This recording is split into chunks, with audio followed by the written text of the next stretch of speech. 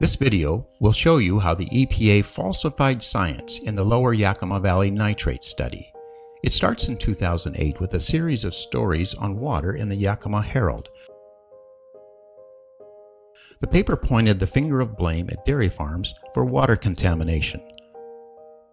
The problem is, they got the facts wrong, very wrong. Seeing these articles as community concerns, the EPA responded. Their response was to conduct a study that would show the source of nitrate in well water. But this was not a science study aimed at finding the truth. This study was designed from the very beginning to prove that the news stories were right and that a so-called dairy cluster was to blame. Just one blatant example. They used fields where manure had recently been applied, then dug to 1 inch and tested the soil for nitrate. The results are more than predictable. A long list of real scientists reviewed the report. Their conclusion was clear. This was not science. This study was intentionally falsified.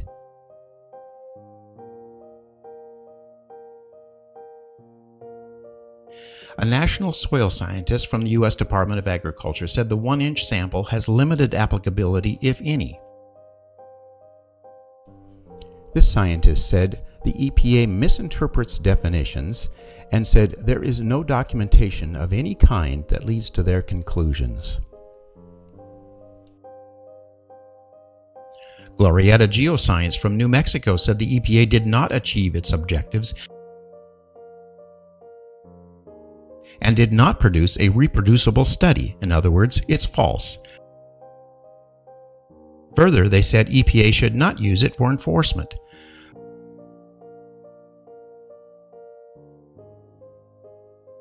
Arcata scientists said that the conclusions in the report are not substantiated by the presented data. In other words, false. The Washington State Department of Agriculture was cautious when it said it had concerns about the accuracy, but warned the uncertainties meant it shouldn't be used for enforcement action.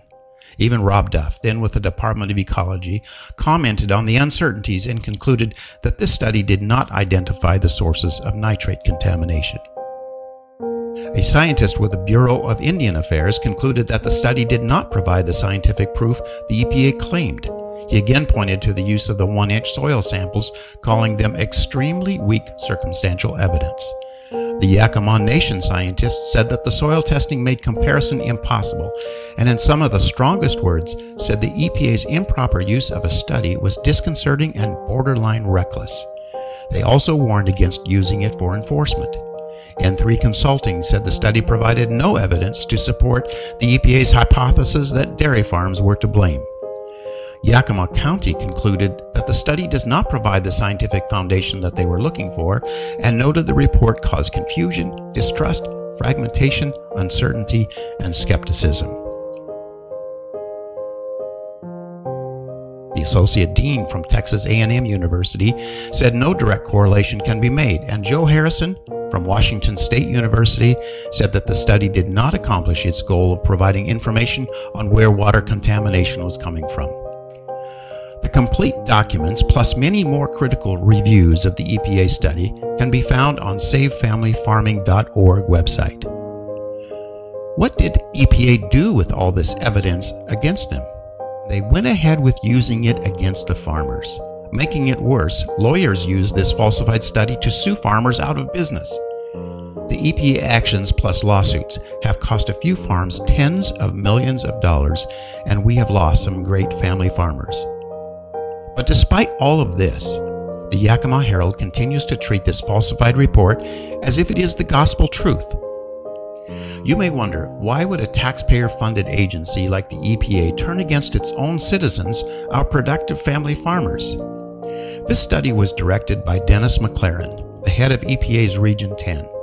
This is the very same administrator who overruled his staff objections to the farmer smear campaign called What's Upstream and allowed over $500,000 of taxpayer money to be spent, not just to publish lies about farmers, but to actively lobby for harmful new regulations against our farmers.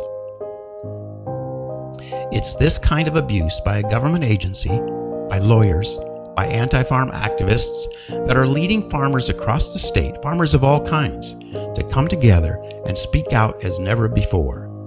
We invite you and everyone who supports our family farmers to join us.